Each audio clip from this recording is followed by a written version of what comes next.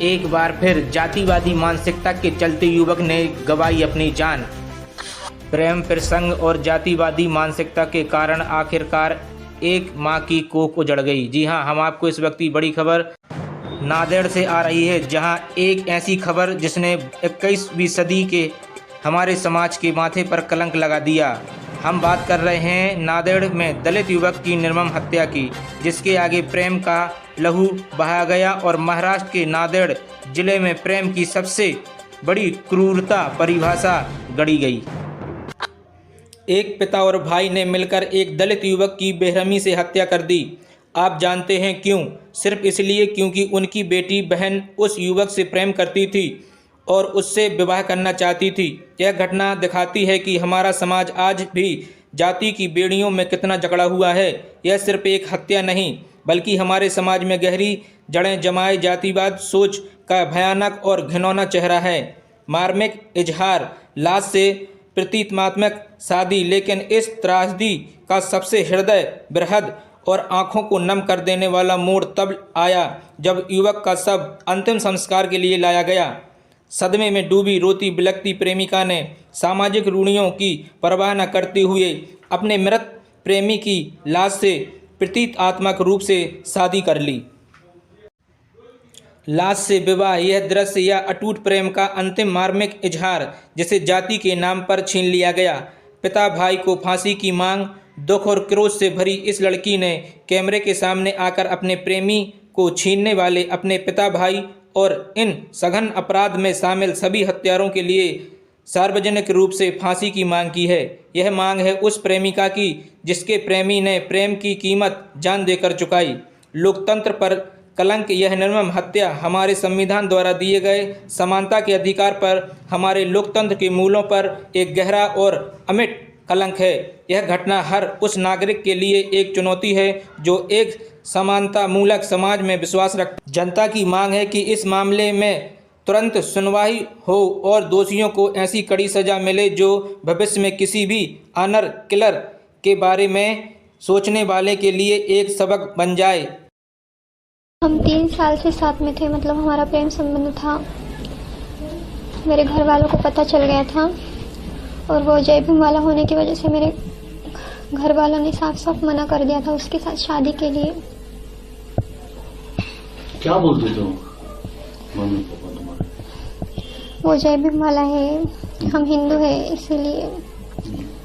मतलब उस दिन सवेरे, हाँ, मतलब सक्षम की हत्या होने से पहले सवेरे 11 से 12, मतलब टाइम तो कंफर्म पता नहीं, लेकिन मेरा छोटा भाई हिमेश मामिडवार वो मुझे पुलिस स्टेशन को लेकर गया था, इतवारा पुलिस स्टेशन। वहां जाकर वो मुझे बोल रहा था कि सक्षम पे केस डाल, झूठा, मतलब झूठा वाला केस। हाँ, उसमें कुछ सच्चाई नहीं थी।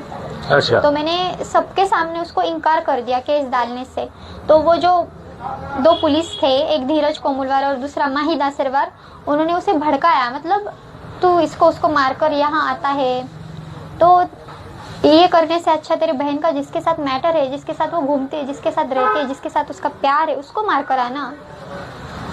तो मेरे भाई ने, मतलब वो बहुत गुस्से में आया था और उनको चैलेंज देकर आया था कि आज शाम तक मैं सक्षम को मारकर यहाँ आ जाऊंगा। और बस उसने उसको मार दिया। अच्छा, फिर उसके बाद तुम कहाँ थे उस समय और कैसे कैसे हिरासत में लिया गया?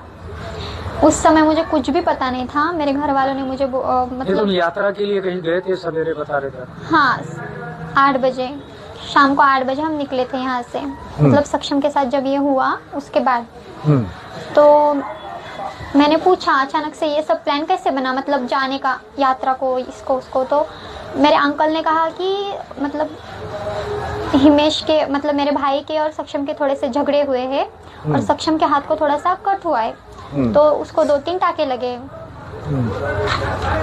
हाँ। तो टाके लगने के बाद फिर मैंने बोला हाँ, मैं थोड़ा रोई बहुत, मतलब उसके बाद मैं थोड़ा शांत हो गई। फिर अचानक से, मतलब रहने के लिए मेरे मम्मी का, मतलब मायका है मानवत, हाँ। तो वहाँ हम रुके थे। तो 1 से 1:30 बजे वहाँ पर ईतवारा पुलिस स्टेशन के पुलिस वो आए थे और उन्होंने मेरे पापा को मतलब अंदर के रूम से बाहर लेकर आए। मुझे पता भी नहीं था कि मेरे पापा भी वहाँ पर है, मेरा बड़ा भाई भी वहाँ पर है, तो उनको लेकर आए। तो वहाँ से हम 1:30 बजे निकले थे। नांदेड़ को इतवारा पुलिस स्टेशन में हमें आने के लिए 3:30 बजे थे। उसके बाद भी मुझे ऐसा कुछ लग ही रहा था कि मतलब कुछ तो गलत हुआ है, कुछ तो मतलब मेरे आंखों में आंसू आ रहे थे। मेरे सक्षम का चेहरा मुझे बार बार मेरे सामने दिख रहा था। फिर जब सवेरे में बाहर आई, मेरे पापा को सरेंडर हुआ देखा, हाथों में हथकड़ी वो था, तो मैंने टेबल पर पेपर देखा, उसमें सक्षम का फोटो देखने से मैंने पेपर हाथ में उठा के सब पढ़ लिया। जब मुझे पता चला कि मेरा सक्षम अब नहीं रहा है इस दुनिया में। अच्छा, ये आपके पिताजी गजानन है, साहिल है या हिमेश है, इनके खिलाफ भी बहुत सारे मामले दर्ज है, क्या मामले है ये पहले से ही गुनहगार है। मतलब क्या काम करते हैं? लोगों को मारना इनके लिए नॉर्मल बात है।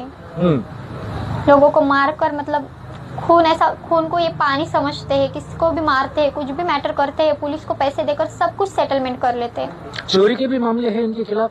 चोरी तो नहीं है, लेकिन मतलब 20 मोबाइल इनके पास से मिले थे आरदापुर में। नहीं, ये झूठ है। अच्छा। लेकिन वो इसके पहले भी 2.5 साल जेल में थे, और मतलब किसी को भी मारकर बार बार पुलिस वालों को पैसे देकर सेटलमेंट कर लेते हैं, इसलिए ज्यादा जेल में तो नहीं गए, लेकिन केस बहुत सारे थे इन पर। अच्छा, तो अभी आपकी मांग क्या है? मेरी मांग इतनी ही है कि मतलब मेरा सक्षम जिस तरीके से मरा है तड़प तड़प कर, इन्हें भी ऐसी ही मौत आनी चाहिए। सो प्लीज इन्हें कड़ी से कड़ी सजा दीजिए। तो यहाँ रहने का जो फैसला किया, यहाँ रहने का आपने फैसला किया? अभी जिंदगी भर यही रहोगे सक्षम के घर पे? यही रहूंगी, मैंने उससे शादी की है। उसके अलावा किसी की नहीं हो सकती ना। मैं यही रहूंगी उसके मम्मी पापा के साथ, उनको संभालूंगी।